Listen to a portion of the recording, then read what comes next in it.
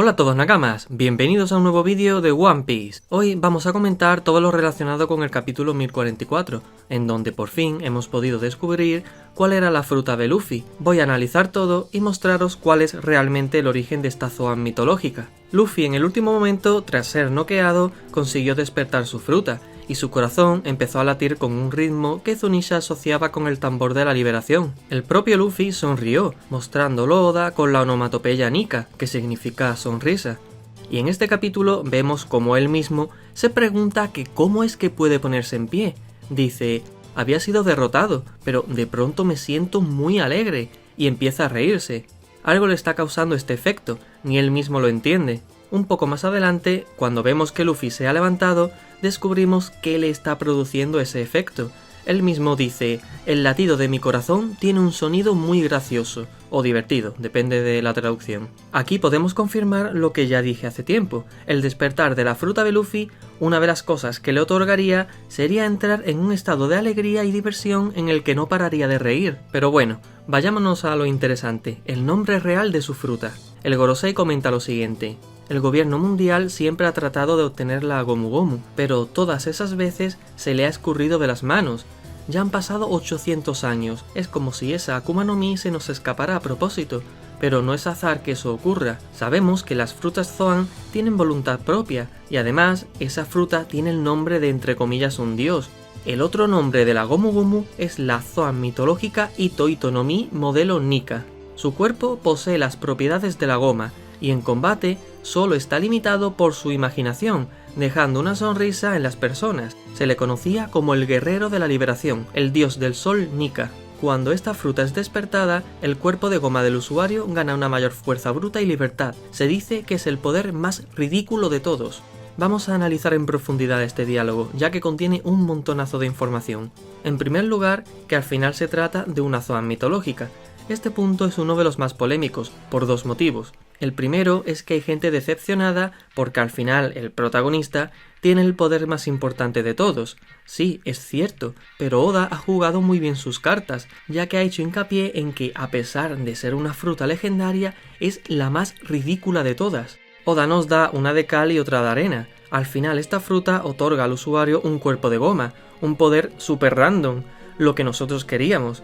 Y dicho poder está limitado por la imaginación del usuario. Con esto se refiere a que como es un poder random y ridículo, depende totalmente de la imaginación del usuario. Es decir, el mérito de ser poderoso con esta fruta es totalmente de Luffy, por su imaginación. Si otra persona con poca imaginación tuviera esta fruta, por muy fuerte que fuese, no le sacaría partido, no le haría ser el más poderoso en combate. En definitiva, al final eso es lo que la gente que se queja quiere, sigue siendo un poder ridículo, y el mérito de ser poderoso es totalmente de Luffy, su imaginación, ganas de hacer broma y divertirse incluso cuando pelea. Y es lo que dice Oda, limitado por su imaginación para pelear como quiera, dejando sonrisas en las personas, que es exactamente como nos ha dejado a nosotros los lectores viendo su combate en este capítulo.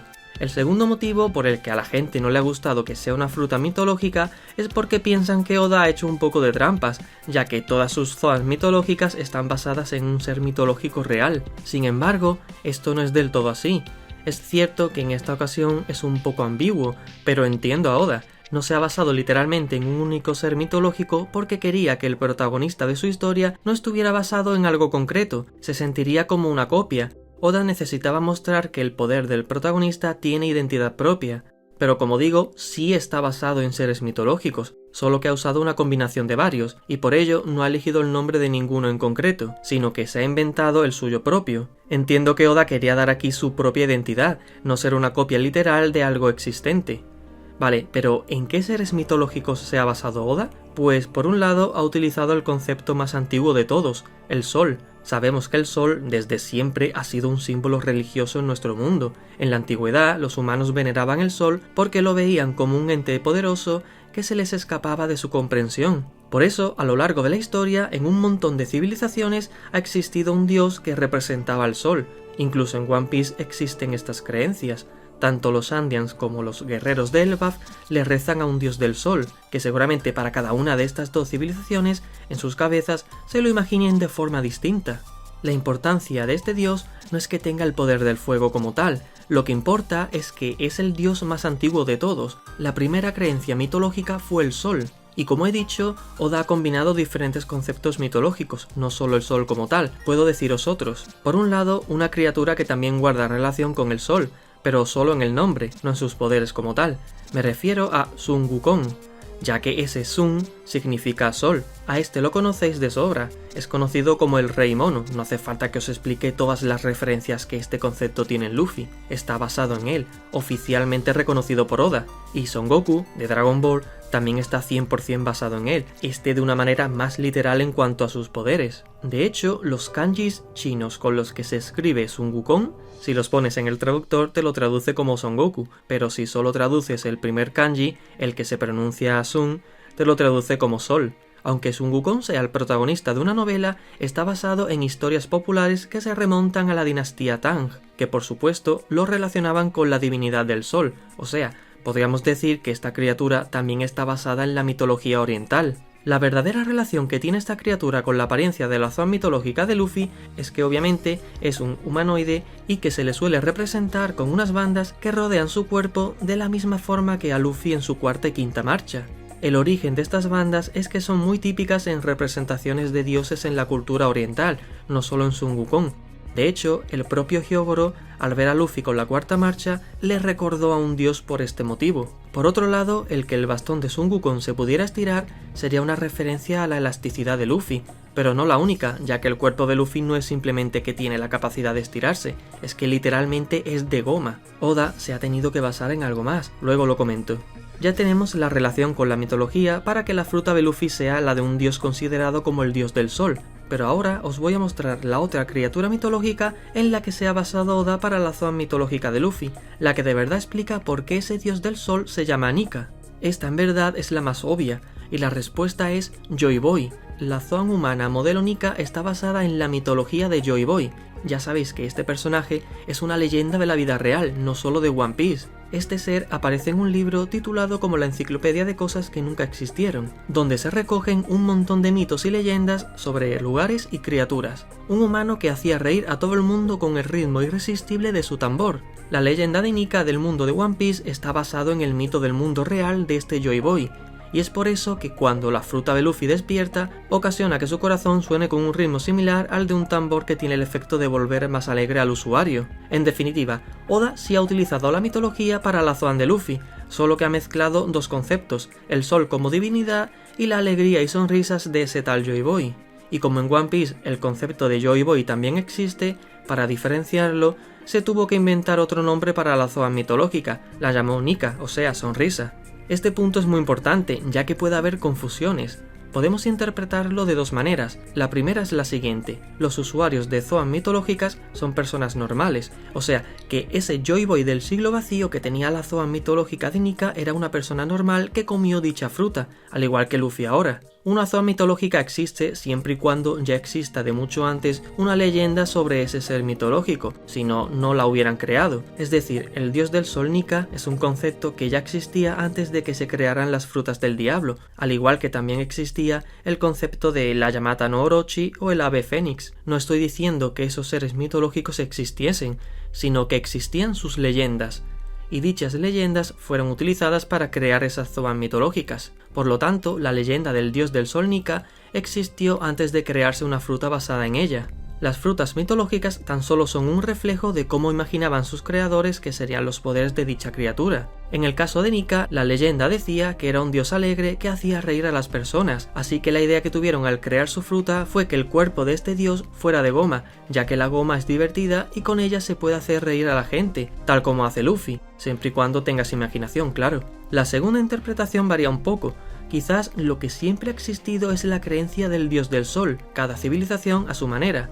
Y en el siglo vacío existió una persona llamada Nika, la cual se puso el título de Joy Boy. Esta persona fue muy especial por todas sus acciones, tanto que con el tiempo se convirtió en una leyenda y para muchos en la encarnación del dios del sol. De esta forma, más adelante, se crearía la Zoan mitológica del dios del sol Nika, a partir de cómo lo imaginaron sus creadores, ya que con el boca a boca, al final las palabras se deforman. Recuerdo que de Luffy decían que era un gigante de 8 metros. En este caso, la idea que tenían era lo que dije antes, un humano de goma, ya que esta es divertida y hacía reír a la gente. ¿Y por qué Oda ha decidido que sea la goma ese elemento divertido a partir del cual esté formado el cuerpo de la Zoan de este dios? Pues porque ha utilizado como referencia precisamente lo que más hacía reír a los niños, el origen de los dibujos animados. La forma que Oda tiene de representar a Nika es exactamente la misma con la que se hacían los dibujos animados con el estilo Rubber Hose Animation. Por cierto, perdonad mi inglés. Esto significa animación de manguera de goma. Fue el primer estilo de animación que se estandarizó en la industria estadounidense.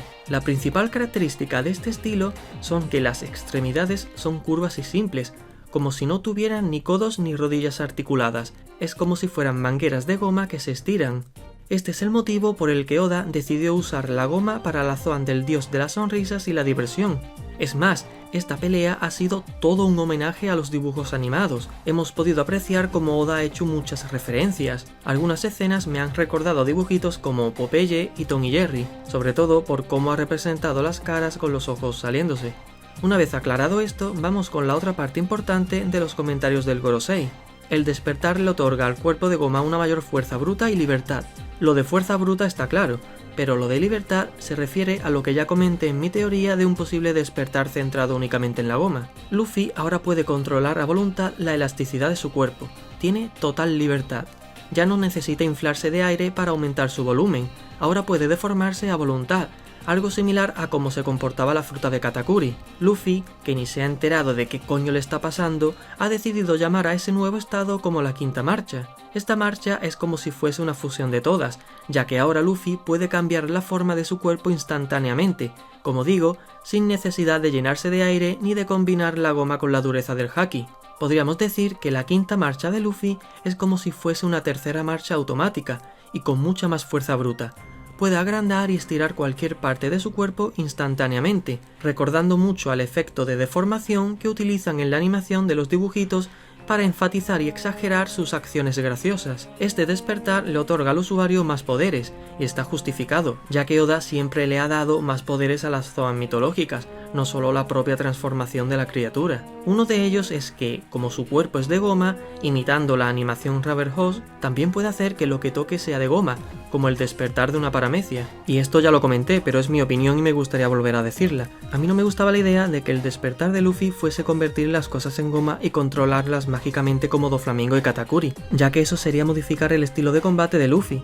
Sin embargo, Oda lo ha hecho de la forma mejor posible, sin modificar el estilo de combate cuerpo a cuerpo del protagonista. Luffy ha podido convertir el suelo en goma, pero no lo controlaba mágicamente, sino que él mismo ha tenido que arrancarlo y elevarlo para crearse un escudo contra el ataque de Kaido. Y además, para que sea útil, ha hecho que lo que convierta en goma también tenga la capacidad de hacer rebotar ataques. Esto tiene sentido, ya que si no, hubiera sido más sencillo para Luffy simplemente esquivarlo, pero él ha querido hacer la gracia de devolverle el ataque. Al final, esto ha resultado solo en un añadido que Luffy utilizará en momentos puntuales.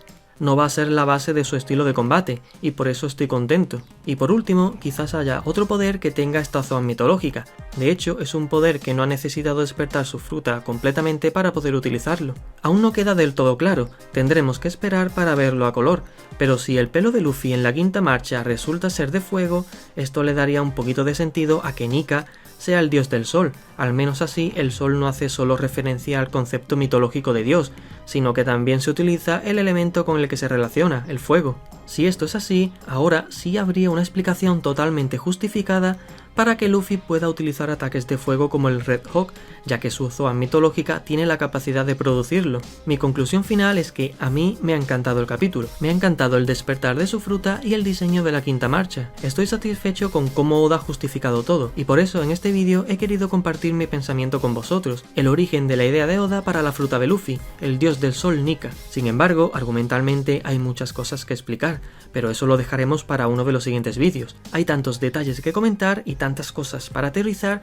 que voy a tener que subir unos cuantos más, así que ya sabéis, suscribíos si aún no lo estáis y activad la campanita para no perderos ninguno. Un saludo y nos vemos pronto.